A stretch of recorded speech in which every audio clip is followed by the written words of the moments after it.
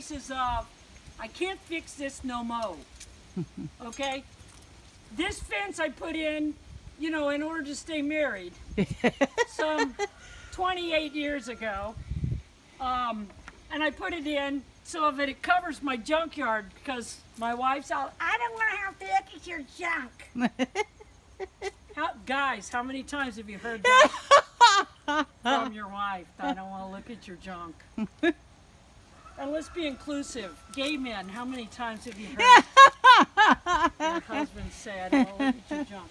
At any rate, so what I'm going to show you right now is some of the stuff I've done to keep this going. Okay, so we had a little dog that we kept in here, old Spud, my favorite dog of all times. But Spud, if a bitch would go into heat, he would lose his mind. A bit miles away.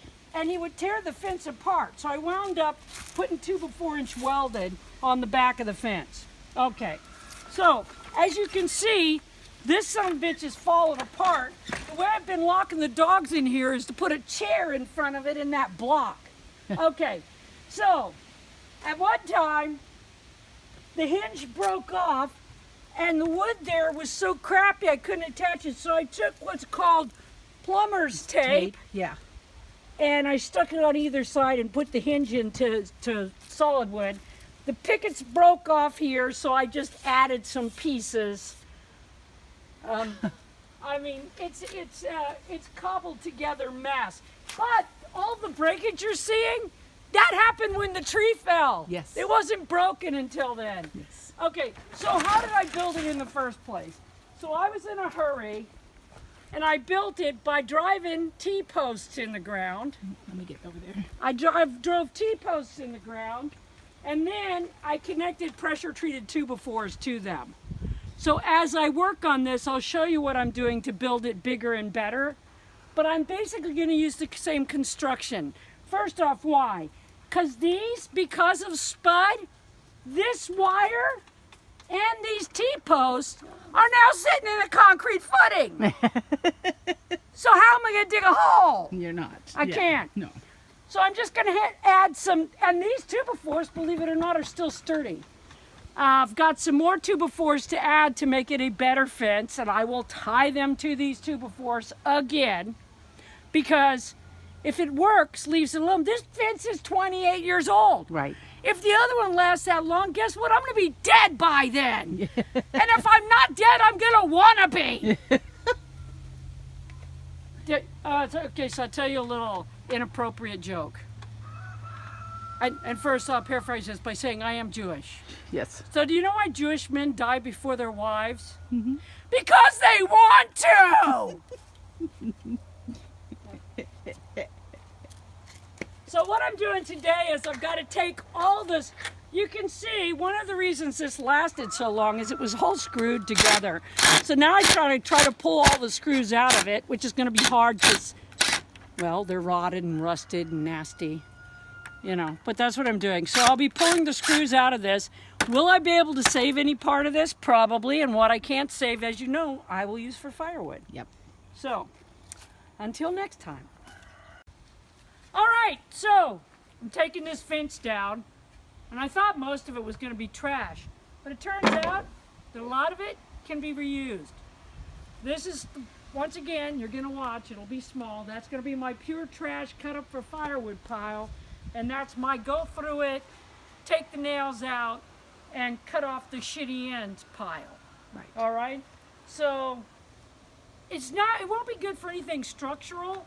But like I made the walls in the milk room Right out on the of that inside. old board, Mm-hmm. when I get ready to build my tree house, that would make a nice interior wall. Oh, cool. Especially if I hit it with the pressure washer. Yeah. And that is actual real cedar. So Yeah, they're cedar what we have pickets. here is Yeah. juniper, Yeah. but this is actual cedar. Anyway, so I'm pulling it all apart. But of course, because I built it, it's taking forever. It's going to take me half the time to build the fence that it's going to take me to take the old one down. That's right. But I'm not bitter by life. No, you're a wonderful builder. That's what you are. I was just telling Mom, the thing that I took apart that was the hardest that I've ever taken apart in my life is my dad had built this wood rack where we ultimately put their bathroom, so it had to come out.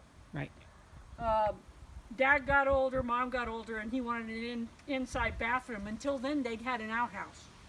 So he wanted an inside bathroom, so this wood rack that he'd built had to come out. And it was built out of, when he built it, it was green oak. Oh my. And he put 20 penny ring shank galvanized nails, and he made it so that it was easy to pick out. You could put smaller wood in one and bigger wood and kindling, so it had different shelves. I would rather tear down a house.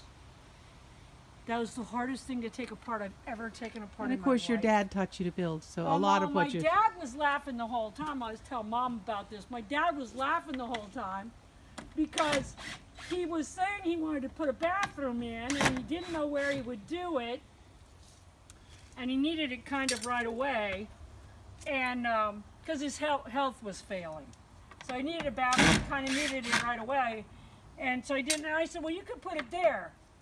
And that'd be easy. All we'd have to do is take out that wood rack. Yeah. So the whole time, I'm fucking trying to take that son of a bitch down. My dad's laughing his ass off. He goes, it'll be easy. All you gotta do is take down that wood rack.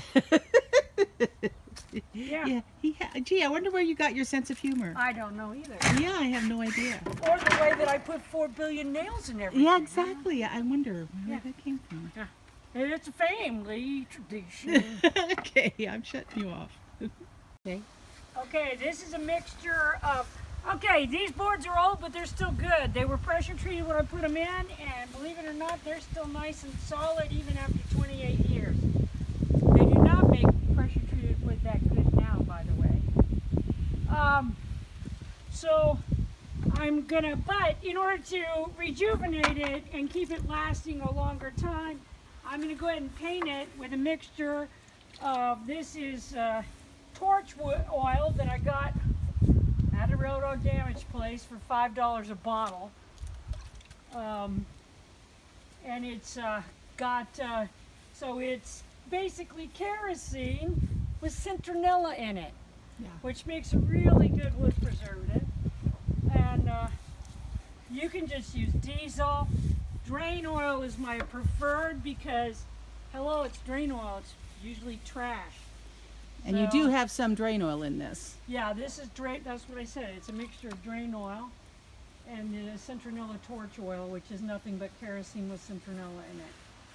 And I'm just going to paint my old wood with that in order to restore and to help shed water. But if you want to know why you should be using pressure treated wood outside, this fence, 28 years old. Yeah. And the pickets went, but and they're not even completely really gone. They're not completely gone. I already told them they're not. Yeah. Yeah. I wouldn't build something structural with them, but for an interior wall or something, Yep. they're still in pretty good shape. That's awesome. And I'll be able to use them for something. And what I'm going to do is I'm going to add on, because I want this a little bit taller. My problem is that I only have 4 pressure treated 2x4s. I do not want to use regular 2x4s. I bought an entire stack of those, but I used a couple more on my barn than I thought I was going to. So now I'm a little bit short for this project. So now it's going to be me figuring out how to do exactly what I need to do with only 4 2x4s. Check in later. Okay. We're on. Okay, so I had 4 boards, and of the 4 boards, I'll show you what's left. This piece and this piece. Oh my. Meanwhile, I have the framework to put my slabs on to build my fence. Was it easy? No. Is it spliced like a motherfucker? You bet your sweet ass it is! And these pieces I'll probably wind up using when I'm hanging the gate. So there's that. Now I'm going to finish painting it with drain oil where it needs to be painted. So you're painting all the cut-ins and everything. I painted all the cut-ins even on the brand new pressure treated because it actually helps to preserve the wood that much longer. Keeps water from getting in, you know. Yeah.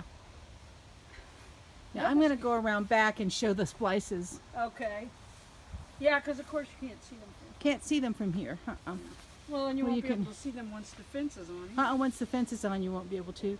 There's one splice. And another. And then on that one, of course. And then to get the top piece far enough, she had to do a splice.